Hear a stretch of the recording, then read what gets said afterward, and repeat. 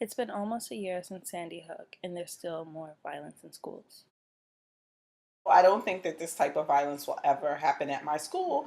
I don't think it's impossible, but I think that there are a lot of things that we have in place, including a social work team, a lot of social emotional supports that we have in place that we think about often. And I think there are a lot of places that don't think about those things.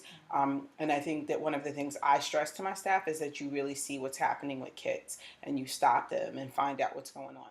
Misha Ross Porter is a principal of a 6 through 12 school.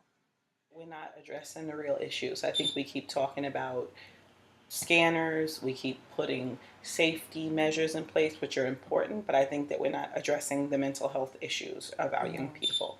And so I think it'd be really important for the country and for schools and districts to engage in a conversation around mental health services and what those look like in schools. And then I think it'll make a difference. But I think just um, training teachers like they are in Texas to keep a loaded gun in the classroom, adding more metal detectors to schools.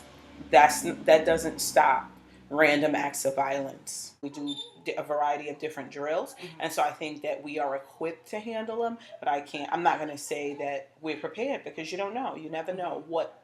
I think most people, when these events happen in their schools, are very surprised. So I'm confident that not the majority of my kids know where to go if they're in crisis. And does, like, what's going on now in society, do you think any of your teachers are affected and, like, are scared that it may happen? I think that most of my teachers are confident and feel safe at school, but I think it's something that teachers across the country are worried about it. And so while I'm sure it's something that they think about and when it happens it worries them, but I think when they come to school they feel safe, they feel confident that this kind of violence would be less likely to happen at our school. If a situation like this occurred, do you think your school is prepared to handle it? Or how would you handle it?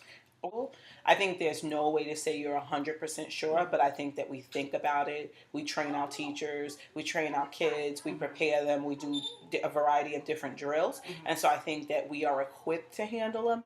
I think most people, when these events happen in their schools, are very surprised by what happened. According to the New York Post, the NYCLU contends that scanners tend to criminalize kids in schools mainly populated by minorities. Do you believe in scanning students before they come into the building? Absolutely not. I think it makes the school feel unsafe. And I think if students want to bring weapons in, or if someone wants to bring something in, they know how to do it.